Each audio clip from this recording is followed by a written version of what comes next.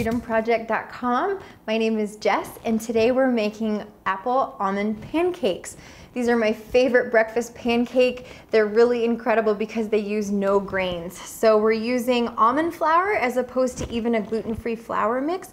So it's gonna be really high in protein, and which is nice compared to other flours. So this is gonna be a fast breakfast, and it's not the typical science project of some pancakes. So to make this fast and easy, we're gonna mix everything in a food processor. If you don't have a food processor, don't worry about it. You can mix everything in a mixing bowl. Or you could also do it in a blender if you wanted. That would be fast as well. So I have the S-blade fitted on my food processor, and we're just gonna start adding things in.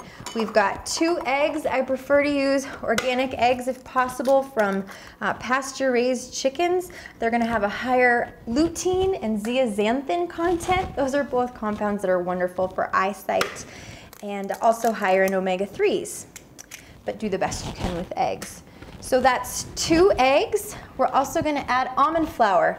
This is blanched almond flour. Now when you go to the store, you might also find almond meal. It's gonna have a little bit more brown chunks in there. You can use them interchangeably, but for this recipe, I'm using blanched. So this is 1.5 cups of almond flour. We're gonna mix that in. We're also using 1/4 cup of applesauce. So we're using some alternatives to sweeteners. We're gonna use applesauce, and the other sweetener we're gonna use today is stevia. Now a lot of questions about stevia, S-T-E-V-I-A. It actually comes from a plant, so it's not an artificial sweetener.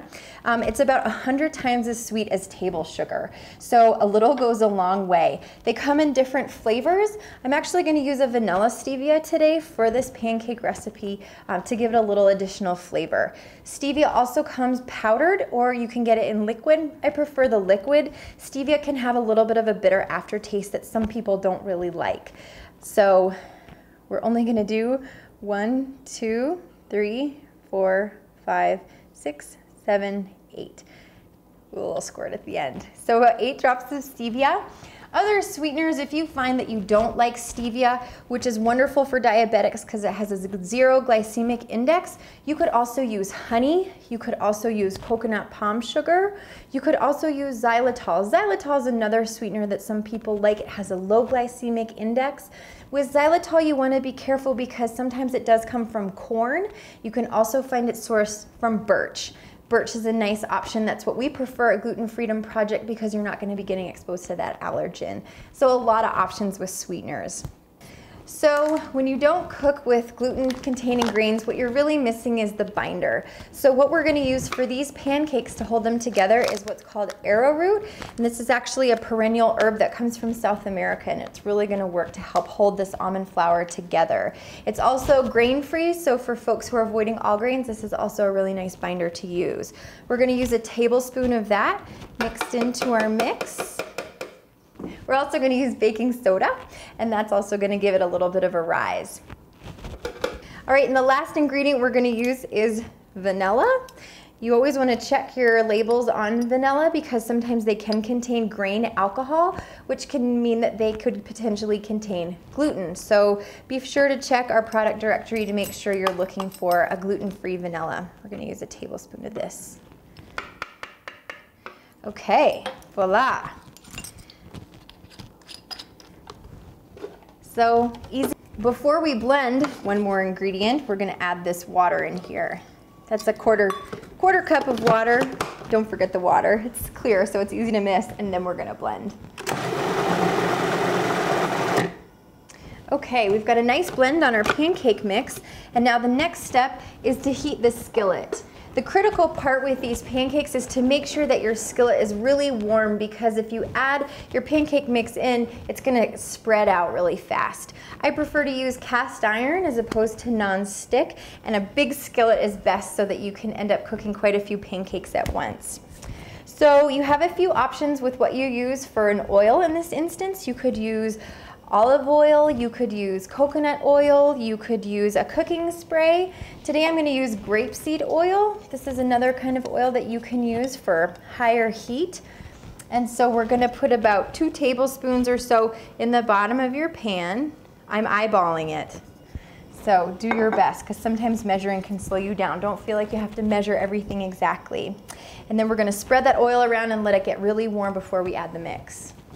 The skillet is hot, we've got a good base of oil in there, and now we're gonna make our pancakes. So traditionally, you might think to do really, really large pancakes. With these, the tip is to start a little bit smaller. So I'm actually using a spoon. We're almost thinking more cookie dough size, okay? These are not your huge pancakes. They're gonna be a little bit smaller, so you can make a lot more of them.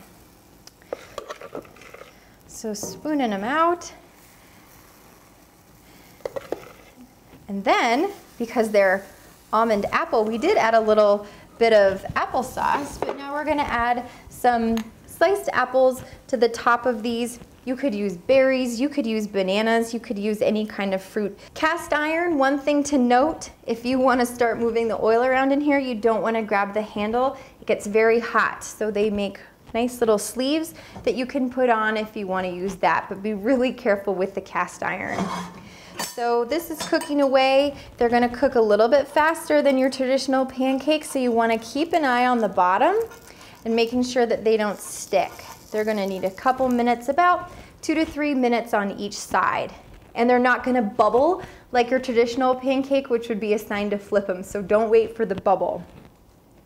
Keeping an eye on the bottom of the pancake, voila. You're gonna, once you flip it, you also wanna give it a little bit of a smush so that you get the goo from either side to come out. These are gonna cook fast. Almond flour is different than your gluten-free flours, so good flips. So a couple different options for syrup for folks. Syrup can be pretty high in sugar. I prefer to heat up. I'd probably take the rest of these apples, heat them in a little bit of water, make a warm applesauce to do for a syrup. You can also heat up berries or use jam that hasn't had sugar added if you want a kind of a healthier spin on traditional syrup, which can be high in sugar. So you've got a few different options there. You can kill the heat at this point. They're pretty much cooked all the way through, and we've got a bunch more mix to make a lot of pancakes, so probably enough for 3 to 4 people to have a couple pancakes each. And do your syrup options and butter, whatever you'd like to have on them, but here you have a grain-free, dairy-free pancake that's high in protein and really, really nutritious. So thanks for watching glutenfreedomproject.com. My name's Jess, and we'll see you next time.